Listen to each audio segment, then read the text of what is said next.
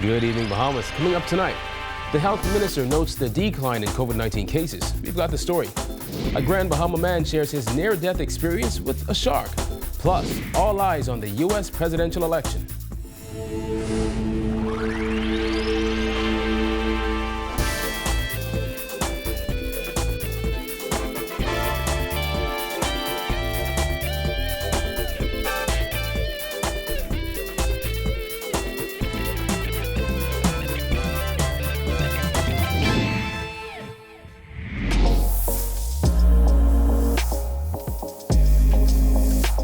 Our News is brought to you by Alive. Welcome to Our News and thank you for joining us. I'm Kyle Joaquin. Health Minister Ronald Wells boasting of what he termed a rapid decline in COVID-19 cases in the Bahamas. During a 3-week period, new confirmed cases decreased from triple digits to 31 new cases on Monday. Wells attributed this to the decisive action of the competent authority, healthcare professionals, and residents' adherence to safety protocols, while stressing the drop in new cases is not the result of a decrease in COVID testing. Julian Gray has more. The Ministry of Health is happy to advise the public as to the rapid decline in COVID-19 cases in country. From case numbers in the hundreds to just 24 on Monday, the health minister is heralding the drastic decline in daily COVID-19 infections. He said the spread of the virus is down as seen by the positivity rate in the country. He added this new milestone is because of direct and decisive action by the government. The Bahamas had a positivity rate of 32% at the height of this pandemic. The positivity rate now is down around 12%. As of today. So it's safe to say that the rate of transmission of COVID-19 in the Bahamas is down. So if I test 200 persons, we'll end up with the 20 persons that we saw on Sunday. And we tested almost 200 persons. The government has also secured 150 doses of remdesivir to assist with treatment of those infected. The World Health Organization's preferred positivity rate is 5%, which Wells said the Bahamas is moving towards. Though testing has declined, Wells said that does not affect the positivity rate as it's calculated by a percentage. He noted that of the 203 COVID tests completed on Sunday, 161 were negative. The health minister asserted it is the demand for testing that has declined as overall infections improve.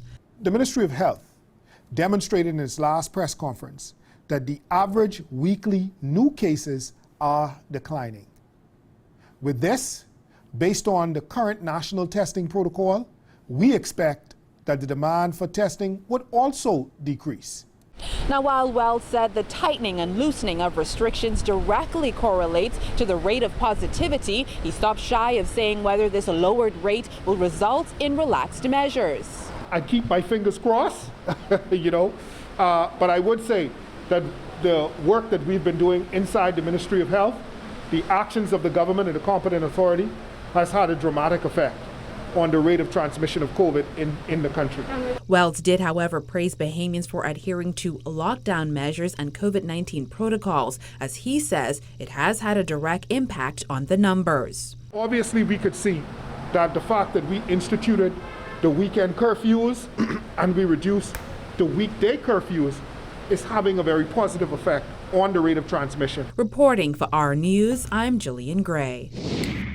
While the government's plan to test visitors 5 days upon their arrival in the Bahamas may be a little bumpy at the beginning, according to Tourism Minister Dionisio de Aguilar, who admitted that the process won't be fully operational by the first cycle. Here's Giorgio Bain. With many questions raised as to how the 5-day testing protocol will be properly carried out, the Minister of Tourism admitting that the process will be bumpy at first, as those responsible for building the platform are actually still working out a few kinks. The tourism minister admitted that an IT company is still in the process of building the platform for the day 5 testing requirement and said that it may not be functional for the first round of testing. So the way we envision that working is that if you're in New Providence, for example, you would go to Doctors Hospital, any one of their outlets. You would have your travel visa, which would have on it your QR code, which is like a barcode.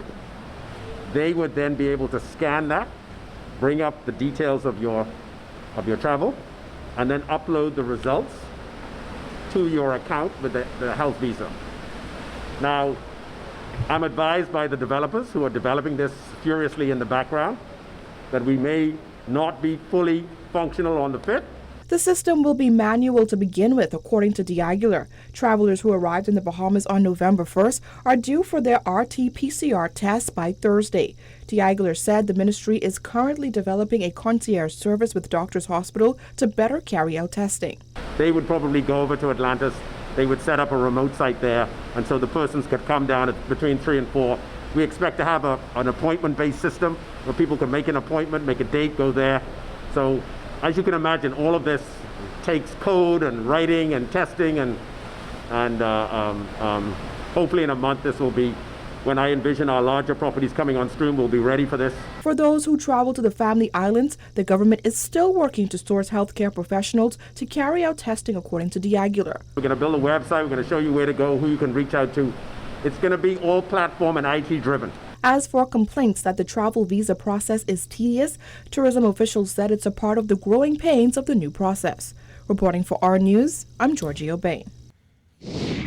Nearly 250 police officers have tested positive for COVID-19 in the last 7 months, including 5 officers in the last week alone, according to Police Commissioner Paul Roll, who also revealed today that the force has reduced the number of nighttime checkpoints on New Providence, which remains under curfew and weekend lockdowns. Jasmine Brown has more. The running count would have been 246 to date, and last week it was 241. So if you do the maths. The police commissioner was responding to questions about the impact of COVID-19 on the Royal Bahamas Police Force. Roll said the police force hasn't been immune and added while the force is doing what it can to minimize the risk, most areas have been affected. We're still concerned about that, although it's only 5 for the week. And we try to, take steps to mitigate as much as possible. We're seeing the numbers really going down within the ranks. Abaco, Grand Bahama, and New Providence are under a mandatory 8 p.m. to 5 a.m. curfew as COVID-19 cases continue to rise on the islands. To date, more than 6,700 cases have been confirmed across the entire country. As it relates to the enforcement of the COVID-19 emergency orders, Roll said the force has had to adjust the way it polices as the country continues to open up. But as we found that persons have been more and more compliant, we put minimal stationary points, but we have increased the police presence nonetheless by mobile patrols. So on any given night now we have per shift, I would say it's about 45, 50 patrols. Patrol cars or police officers in total? Patrol cars. There's from, some are marked, some are undercover. So we'll catch you. The commissioner also applauded the public for increased compliance with the order prohibiting social gatherings. Reporting for Our News, I'm Jasmine Brown. Senator Kwesi Thompson was sworn in as Minister of State for Grand Bahama during a ceremony at Government House today. Thompson temporarily resigned from his ministerial post last month to facilitate the business of the Senate during the absence of cabinet ministers in the Senate who were in quarantine. During that period, Senator Dwight Sawyer fulfilled Thompson's duties as Minister of State. Well, police on the island of Grand Bahama are investigating a suspicious death. According to Superintendent Teresita Pinder, officers were alerted to the discovery at around 6 p.m. on Monday. Police were called here to a resident at Deadman's Reef, Section F. There were complaints of odor emanating from this 3-bedroom structure. Officers entered the residence and discovered the body of a male lying on the ground. The doctor from the West End Clinic pronounced the man dead on the scene. Pinder says it appears that the man who lived in the home was there for a while and an autopsy will have to be performed to determine the exact cause of death. Yes, this is the resident that he lives at. More news on the way, but here's a first look at weather with meteorologist Greg Thompson. Good evening, Greg. Thanks, Kyle. I'm meteorologist Greg Thompson with your first look at weather. Current conditions outside our studios. Breezy still. The temperatures are very comfortable, 78 degrees under mostly cloudy skies. Your winds are very strong out of the northeast at 40 knots. Feels like temperature around 78 degrees Fahrenheit. Frontal boundary that moves through the capital yesterday, now into the central and southeast Bahamas, but a lot of moisture across the area. Going to continue to keep conditions cloudy. We could see a couple isolated showers through tonight. That's your first look at weather. Your extended forecast is still to come. Still to come, the victim of a shark attack on Grand Bahama speaks out. Plus, all eyes on the U.S. presidential election. Stay tuned.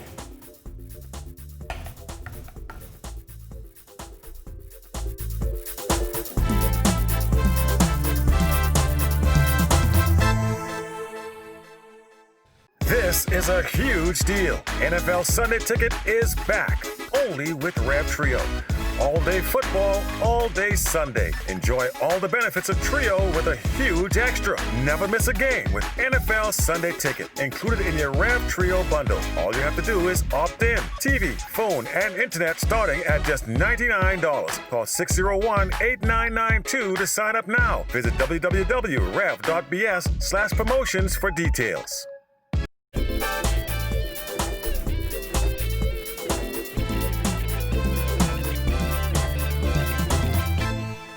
You're watching Our News. Welcome back. A Grand Bahama fisherman who took on a shark last week and won is opening up about his nearly fatal encounter. Sweetings Key resident Anthony Feaster says the incident is something that will forever be etched in his memory. Jasmine Brown has more. The Grand Bahama native, who is now recovering at home, says fighting for his life against a shark is something he will never forget. The Sweetings Key resident said he was diving for lobster and sparing fish when out of nowhere he was attacked just 4 miles off East End by what looked like a 10-foot reef shark. This like clump down on my hand. I mean, instant clump of sharpness. Feaster says it happened so quickly that at the time he could not process he was being attacked by a shark. I could remember pulling my hand. When I using this hand, I hit him a couple times in the head and I pulled my hand out of his mouth. You know, with that clump on, I pulled it out. That's why the skin tear like so, and so everything is shredded like that. But you know, if I didn't pull it out of his mouth, I most likely I wouldn't be near right now. Feaster says he believes the blows to the shark's face is what sent it darting away. Meanwhile, his friend and fellow fisherman and boat captain Livingston Tate Jr. looked on in horror as Feaster bled profusely in the boat, and the two men did all they could to stop the bleeding using a tourniquet made out of a nearby cutlass. You see the size of this table? It's like you had 10 times amount of blood that you see like on this table right here. It was like it was thick and clumpy, like blood clot. Like I mean, it was nasty. This is the cutlass here. Okay. So I had this splintered on my under here now. Had it wrapped around with the shirt I had.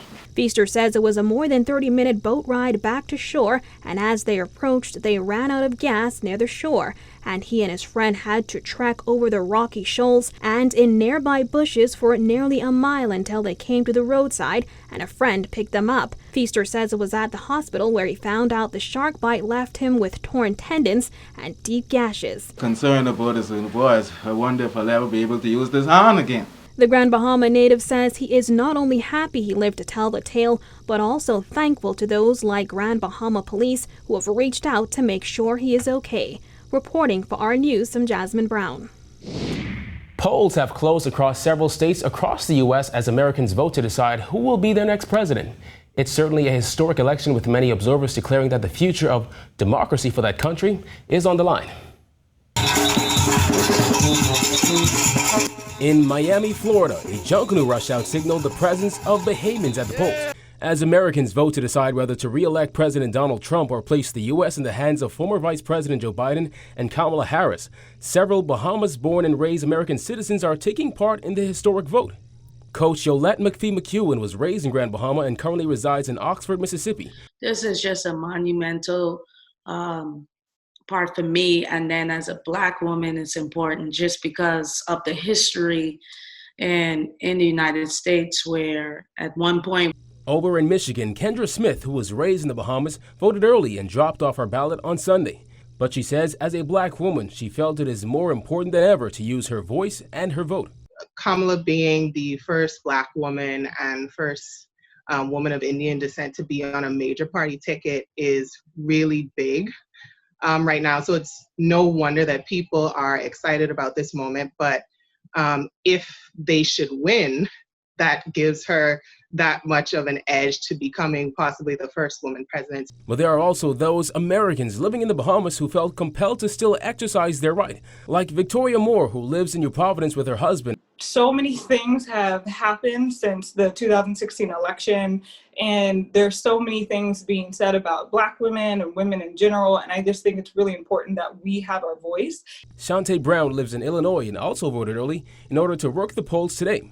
While she was not contacted, she's hoping for a smooth election. It can literally go either way, and my rights, my civil liberties are at stake. So I'm very anxious about what's going to happen.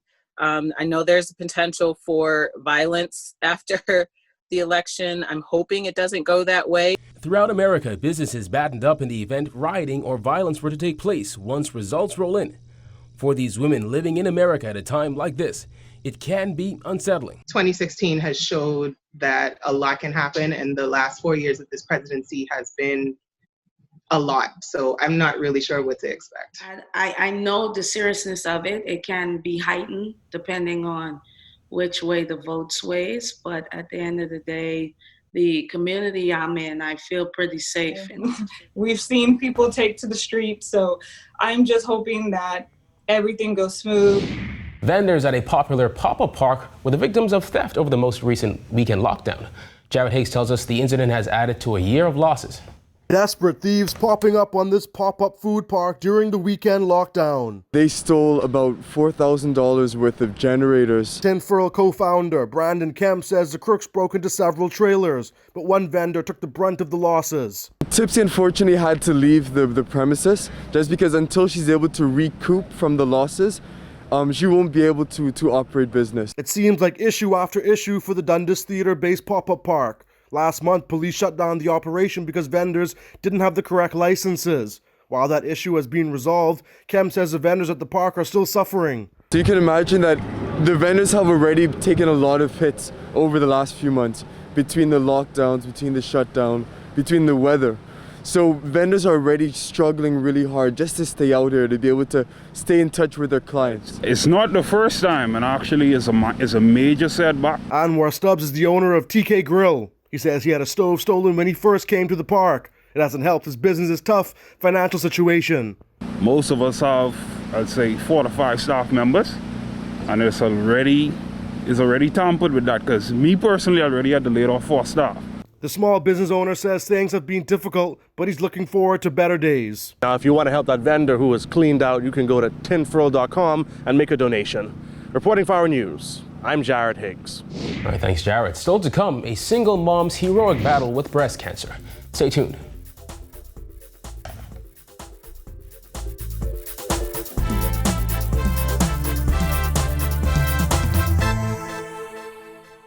This is a huge deal. NFL Sunday Ticket is back, only with Rev Trio.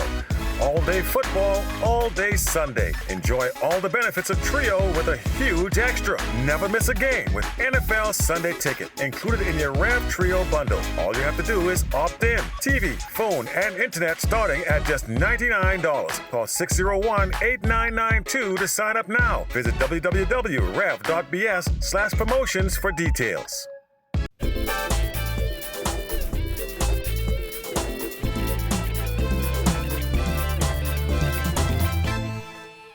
A single mother of 2 is opening up about her 4-year battle with breast cancer. Jared Higgs tells us that despite her challenges, Anastasia Strawn is full of optimism. Just hours after dancing together, 41-year-old Anastasia Strawn and her family were off to the airport. They're headed to Florida for Strawn's second operation on her breasts. Stage 4 cancer is very dangerous. I praise God that the cancer did not spread through the body, and I have like a 2-3 weeks turnaround. It all started 4 years ago when Strawn was first diagnosed with breast cancer. In 2017, she had a bilateral mastectomy and was placed on a 5-year drug treatment trial. I got a praise report because I ended up beating radiation, and there was no need for me to do chemo at the time. Strawn spent the last 4 years on that treatment but was diagnosed with stage 4 breast cancer in early October. Life has been a whirlwind since as she prepares for another surgery. I'm alive and I'm kicking and I can do it. Besides battling cancer, Strawn also dealt with personal issues. She's recently divorced and is raising her 2 children as a single mom. It's an experience that has molded her. It was not easy being married to now to be single, it's not easy, but it's nothing where you cannot do it. The mother of two has also felt the effects of the pandemic. She was laid off for 13 weeks back in March, returning to work in June. However, the paralegal says her colleagues and boss have been extremely supportive. Strawn also recently joined the Genesis Warhawks Junkanoo group and says that experience has been enriching. Before she heads for surgery again, Strawn listens to her favorite song, Overcomer by Mandisa, with her children. She knows she has a tough battle ahead, but she says she has an abundance of faith. There are other young ladies out there who may be afraid, who's a single parent like me and feel like it happened or it's happening and they can't win. You could win. You have to get your mind together, you have to get your body together, and you have to fight. Reporting for Our News, I'm Jared Higgs. More than a dozen police officers and members of the Neighborhood Watch program were honored during the Commissioner's Commendation Honors Ceremony today. Officers including Police Commissioner Paul Rowe were honored for their service. Superintendent Chaswell Hanna, who spoke on behalf of recipients, stressed the importance of officers being trusted members of the community. We in the Royal Bahamas Police Force understand that the Bahamian public deserves excellent and professional policing services from us at all times. They are our bosses. They pay our salaries. And that's a look at news. Find out what's happening in the world of sports after this.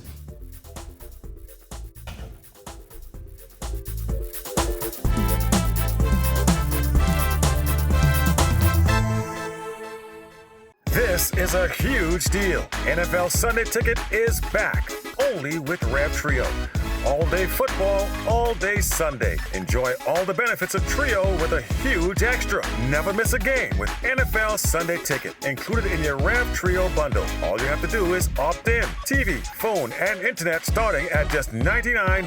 Call 601-8992 to sign up now. Visit www.rev.bs/promotions for details.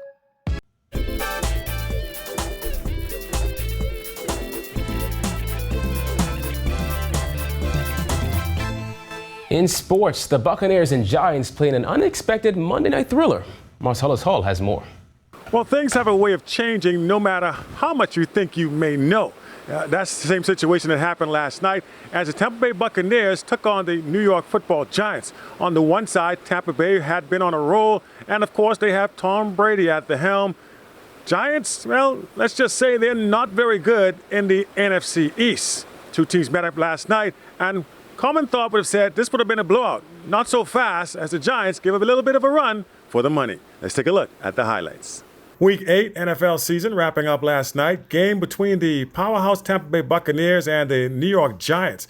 Buccaneers heavily favored in this one, but apparently someone forgot to tell the Giants they came in with just one win on the season, but gave Brady and the Buccaneers a challenge, forcing them to come from behind, then hold on for dear life for the 25-23 win. Tom Brady connecting on 2 touchdown passes, one to Rob Gronkowski and the other to Mike Evans. Bucs improved to 6-2 with the win, moving into first place in the NFC South ahead of a key game versus the Saints next Sunday night. Giants, meanwhile, they dropped to 1-7. They play Washington this coming Sunday. So while the Buccaneers do pick up a win and remain in first place, Giants continue their struggles as the season goes on. Reporting for Our News, I'm Marcellus Hall. And that's a look at news. We throw it back to meteorologist Greg Thompson for the extended weather forecast. Thanks again, Kyle. Your second look at weather tonight is being brought to you by Bahamas First. What's first for you comes first for us.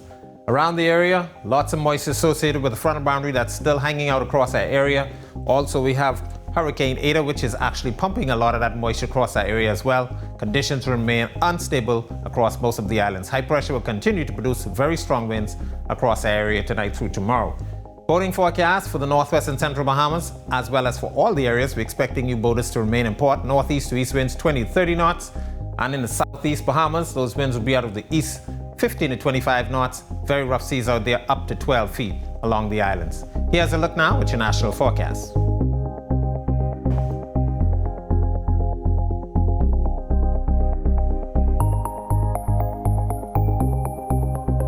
Now we'll look at your extended forecast through Sunday.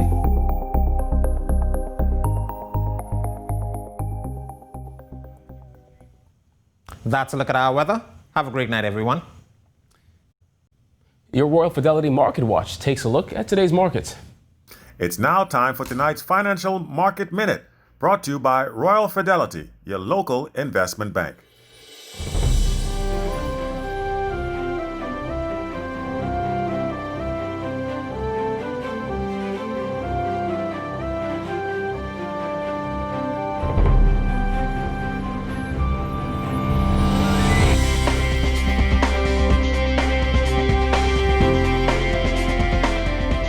This has been your Financial Market Minute. To explore the best performing mutual funds in the Bahamas, visit our website at www.rfgroup.com. Well, thank you for joining us for Our News tonight. On behalf of the entire team, I'm Kyle Joaquin. Remember, you can catch Our News on the Go, the RevGo Play app. Have a good Tuesday evening, Bahamas.